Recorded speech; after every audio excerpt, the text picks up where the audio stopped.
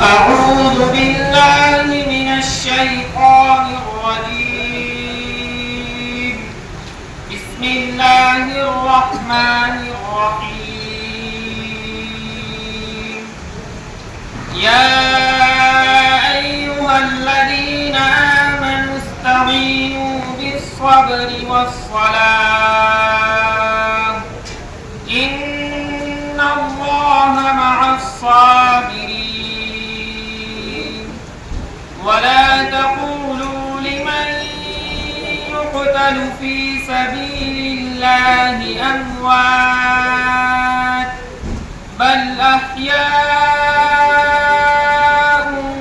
ولكن لا تشعرون. ولنبلونكم بشيء من الخوف والجوع ونقص من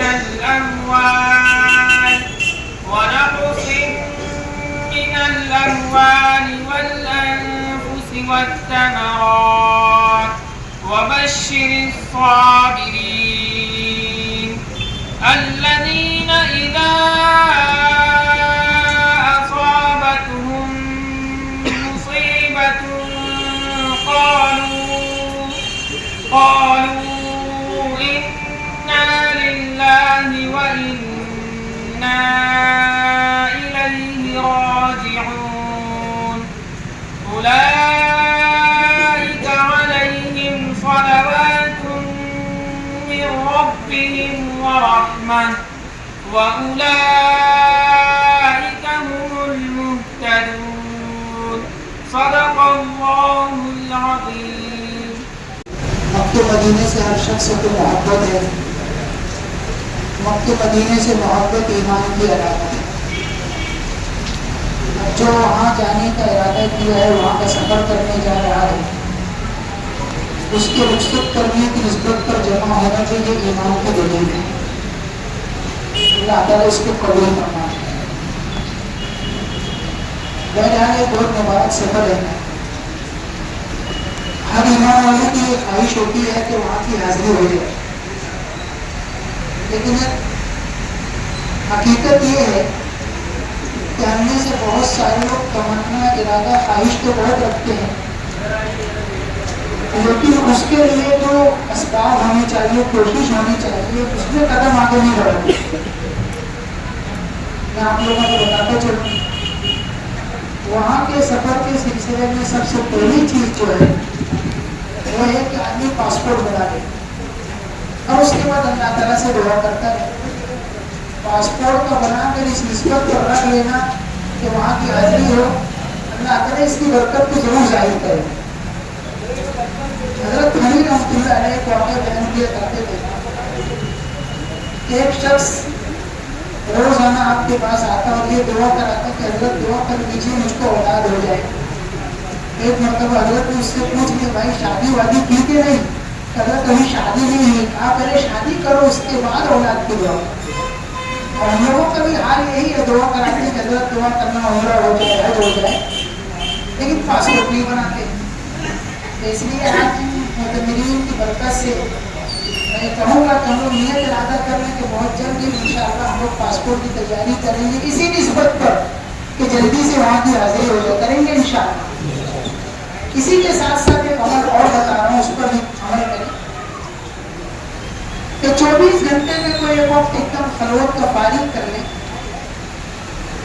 اور اس ڈھنگ سے 2 رکعت نماز ادا کریں کہ میرے اور کعبے کے درمیان کوئی چیز نہیں ہے، میں بالکل کعبے کے سامنے کھڑا ہوں.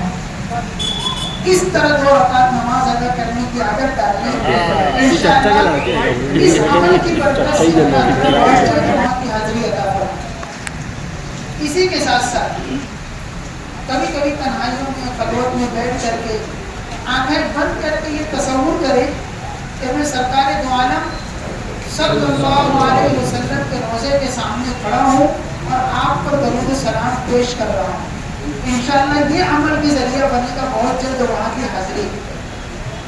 اور وہاں جانے کے لیے روپیہ پیسہ سبب 2 نمبر پر. وہاں اللہ ان کو بلاتے ہیں جن کے دلوں میں طلب ہوتی ہے، تمنا ہوتی ہے، تڑپ ہوتی ہے. تب یہ پیدا ہو؟ تو میں عمل یہ بتایا کرتا ہوں کہ جو لوگ وہاں کا سفر کر کے آئے ہیں، چاہے حج کر کے آئے ہوں، عمرہ کر کے آئے ہوں، ان کے پاس جا کر محض اسی لیے بیٹھے کہ یہ حاجی ہے، اللہ کا گھر دیکھ کر کے آئے، اس کے اور میرے ایمان میں زمین و آسمان کا فرق اس لیے کہ وہ مکہ مدینہ دیکھتا ہے، اس نسبت پر جا کر بیٹھے اور ایسے ہی اس سے وہاں کی باتیں پوچھیں جیسے آج ہم لوگ موبائل کی باتیں کرتے ہیں، کسی کے ہاتھ میں دیکھا ہے کون سا پیسہ ہو رہی ہے، اس میں کون کون سا فنکشن اور یہ ہے وہ ہے، تو میں کہتا ہوں حاجی کے پاس بیٹھ کر یہ کہیں کہ حاجی صاحب بتاؤ وہ طواف کیسے کرتے، حاجی صاحب بتائیے نا صحیح کیسے کرتے، حاجی صاحب وہ زمزم کیسے پیتے، حاجی صاحب استلام کیسے کرتے، وہ اشتباہ کس کو کہتے، رمل کس کو کہتے، تو وہاں کی باتیں حاجی صاحب سے پوچھی جائے اور حاجی صاحب کی خدمت کی جائے، ہم کو پانی وانی پلایا جائے، محض اس لیے کہ وہ اللہ کا گھر دیکھتا ہے۔